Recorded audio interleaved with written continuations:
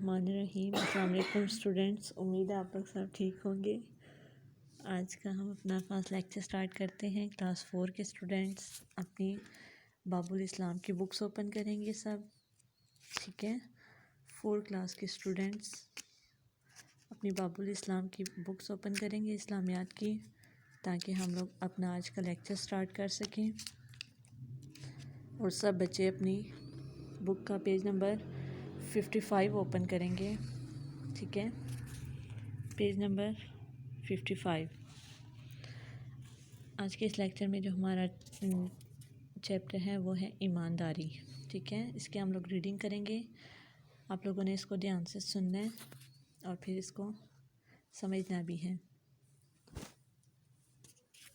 सबसे पहले है, मुसलमान होने की हैसियत से ज़िंदगी के तमाम काम अल्लाह और उसके रसूल सल्लल्लाहु अलैहि वसल्लम के हुक्म के मुताबिक करने को ईमानदारी कहते हैं। ईमानदारी और दयानतदारी में दरअ झैल चीज़ें शामिल हैं, ठीक है। हम लोग मुसलमान हैं। मुसलमान होने की हैसियत से जो हमें हमारी ज़िंदगी के सारे काम हैं वो हमें अल्लाह और उसके रसूल के हुक्म के मुताबिक करने चाहिए। इसी को ईमानदारी कहते हैं। फर्स्ट है, किसी की रखवाई हुई अमानत को पूरा और उसकी असल हालत में लौटाना, ठीक है। कोई भी हमें अपनी कोई चीज़ रखने के लिए देता है अमानत के तौर पर, तो हमें चाहिए कि जब वो हमसे वापस मांगे तो उसको उससे असल हालत में वापस लौटाएं।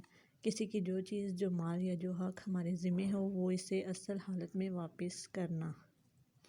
हमें किसी का कोई राज मालूम हो तो उसे किसी को ना बताना, ठीक है। अगर हमें किसी की कोई भी बात पता चलती है, कोई भी राज, तो हमें चाहिए कि हम उसे अपने तक रखें, किसी दूसरे को ना बताएं। ये भी ईमानदारी में आता है। नेक्स्ट है, कारोबारी लेन देन में किसी को नुकसान ना पहुंचाना। आगे कोई मशवरा मांगे तो सही मशवरा देना हुआ, हमें इससे नुकसान ही क्यों ना पहुंचे। दुनिया और आखिरत में इंसान को ईमानदारी से ही इज़्ज़त और कामयाबी हासिल होती है।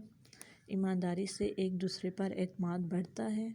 इंसान एक दूसरे के दुख सुख में शरीक होते हैं। इससे माशरे में खुशहाली आती है। ईमानदार आदमी को अल्लाह ताला जन्नत में दाखिल फरमाएगा, ठीक है। यहाँ तक आप लोग को समझ आ गई ईमानदारी क्या होती है, कि अगर कोई चीज़ हमें रखने के लिए देता है तो हम उसको उसी तरह वापस लौटाएं। अगर किसी की बात पता चलती है तो हम आगे किसी को भी ना बताएं। नेक्स्ट है, गज़ी की तिजारत, कारोबार, लेन देन, गुफ्तगू और आम ज़िंदगी में ईमानदारी बहुत ज़रूरी है। रसूल अल्लाह सल्लल्लाहु अलैहि वसल्लम ईमानदारी और दयानतदारी का बेमिसाल नमूना थे। आप सल्लल्लाहु अलैहि वसल्लम ने मुसलमानों को भी इसकी तलकीन की, ठीक है। सबसे बेहतरीन मिसाल हमें कहाँ से मिलती है ईमानदारी की? रसूलुल्लाह सल्लल्लाहु अलैहि वसल्लम की ज़िंदगी से।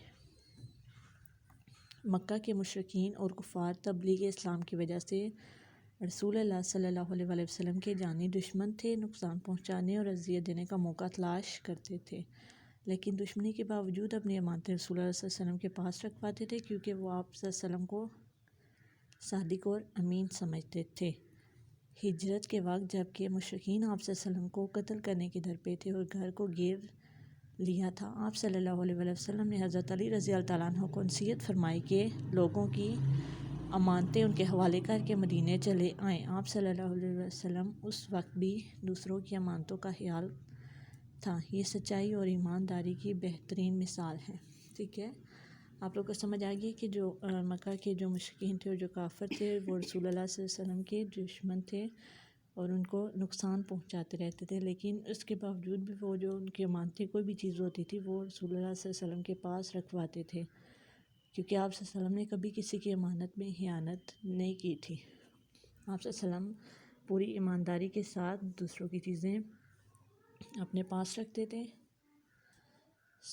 आज की हमारी जो रीडिंग है वो यहाँ तक है। इस लेक्चर में आप लोगों ने इसको ध्यान से रीडिंग करनी है घर में और अपने पेरेंट्स को सुनानी भी है। नेक्स्ट रीडिंग हम लोग नेक्स्ट लेक्चर में करेंगे। Thank you. अल्लाह हाफिज़।